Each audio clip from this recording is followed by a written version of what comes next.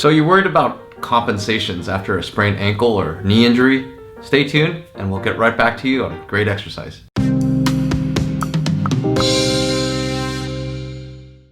Hi Rehabbers, we're going to introduce to you today the single leg bridge. Now this is an important exercise for those of you who have had sprained ankles, knee surgery, or anything that's related to putting weight on that leg. So our general reason for this is to get rid of compensations. So let's take a look at Peter, our model today. His ankle is not really twisted, but what happens is a lot of times we see it often. You want to weight bear away from the other leg, or you want to weight bear away from the injury. So a lot of times they'll do a pelvic tilt or a pelvic shift, and we got to get rid of this compensation. So what happens is if you want to put him over that weight, heck no, it's not going to really happen. He's going to avoid that. And so what we want to do today is show you the exercise. We're going to get right to it. All right, so let's get to the single leg bridge and start working on those compensations right away.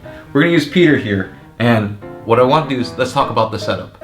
So I want it more relaxed and neutral as possible. What we want to do is keep it about 45 degrees. If you want to make it a little tougher, you can bend your knee a little bit more. If you want to make it a little bit easier, guess what? You can bend your knee less. And so whatever works for you, whatever you can tolerate, make sure you check with your healthcare professional if this is the right exercise for you. But we want to get right to those compensations right away, as long as you aren't having too much pain. So the next thing is actually to drive this part of your heel down. So I want you to think about that. You don't have to do anything just yet, but start putting pressure into the floor. And then what's going to happen is you're going to get a hamstring contraction.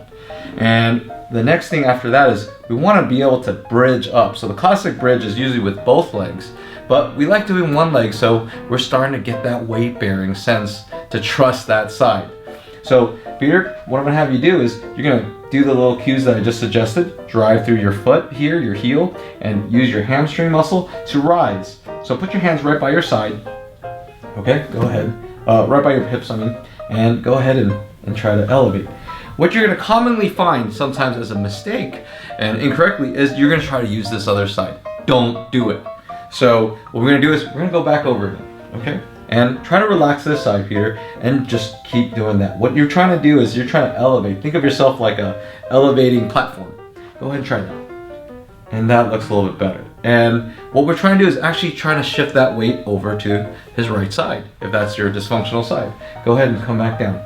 I don't care about how hard you're doing it. I actually care that you do it correctly. So precision is key on this exercise. You want to make sure if I were to put a glass of milk on his belly, it's not going to wobble at all. So go ahead and try that again. And you can hold it at the top for about 20-30 seconds. You really want to make sure that hamstring's kicking in. So that's kind of the right sequence of this exercise. Great.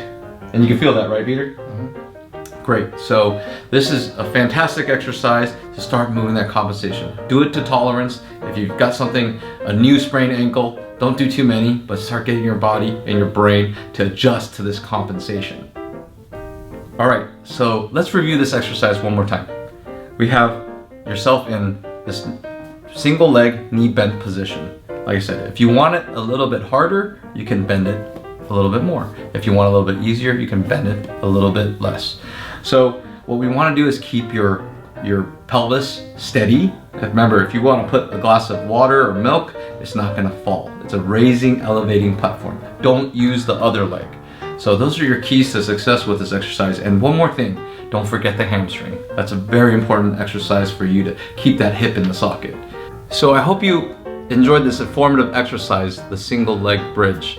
If you like what we're doing, please subscribe below. Leave any comments in the comment box. I'm Dr. Lin. Remember, we can and we will get better together.